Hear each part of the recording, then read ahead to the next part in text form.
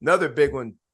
Syracuse goes down to Clemson to test DJU and the Tigers.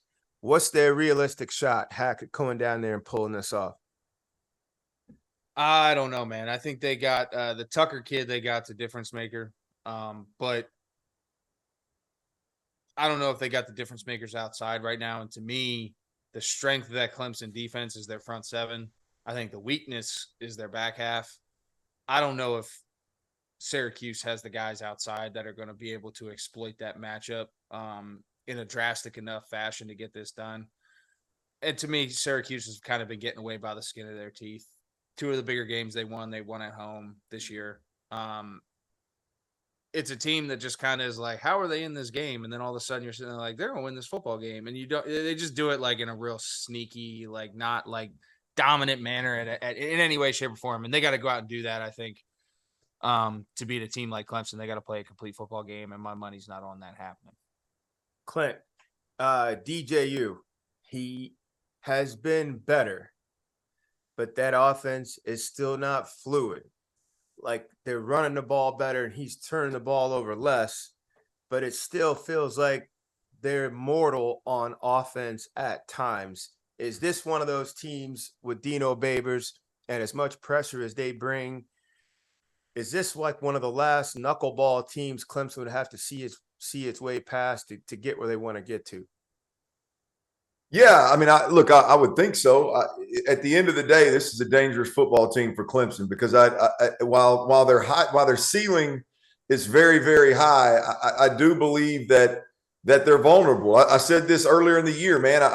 We watched that was Wake Forest game, and to think that Clemson with that defense would be locked in an overtime shootout with Wake Forest. And I know, look, no disrespect to Wake Forest, but I'm just telling you, I played at a school where we didn't have the same Jimmies and Joes as our opponent did most of the time.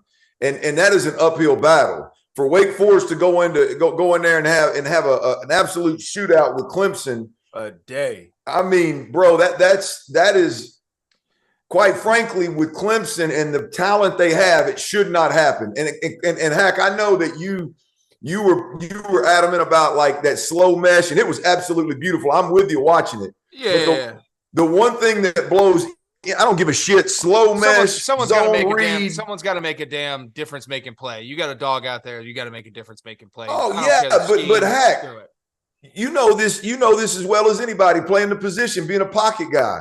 Man, if a team gets pushed inside guard, center guard, I don't give a shit what your scheme is, what schematically you're trying to do. It gives you fits. And Clemson wasn't able to do that. Clemson couldn't play man. Clemson couldn't sit back in zone. So with that said, Syracuse could be a real problem for Clemson. And I think Clemson is liable to let this be a 4-quarter ball game. And then I'm going to lean on my boy Schrader, who I said ain't learned a damn thing since we saw him helicopter at Mississippi State. He ain't changed a lick. He ain't changed a damn lick. But you let him have a shot in the 4th quarter, he's liable to make a play on that ass now. So Clemson's the kind of team that I just don't, for whatever reason, call it DJ. You don't trust him. I don't trust him. And I'll be honest with you. Heck, I've been a guy, I've always trusted Clemson. Not the biggest Dabo Sweeney guy. Little bit of that. Never mind. I'll keep that to myself. But just not my kind, not my style. If I'm being completely honest, but I've always believed Deshaun Watson at Clemson, no problem. Trevor Lawrence at Clemson, they'll be fine, no problem. I even go back to them old Woody Dantzler days. What y'all know about that? Woody Dantzler doing his thing back in the day. Taj Boyd. Yeah, Taj Boyd. I mean, I just always believed in that product at Clemson, whether they were national championship caliber or not. I just believed in what they were doing and had faith in what they were doing. I do not have faith in this football team. Good football team, very high ceiling. I don't have faith that they're going to beat the teams they're supposed to beat, and then they're going to raise their ceiling to the level of college football playoffs. I don't believe it.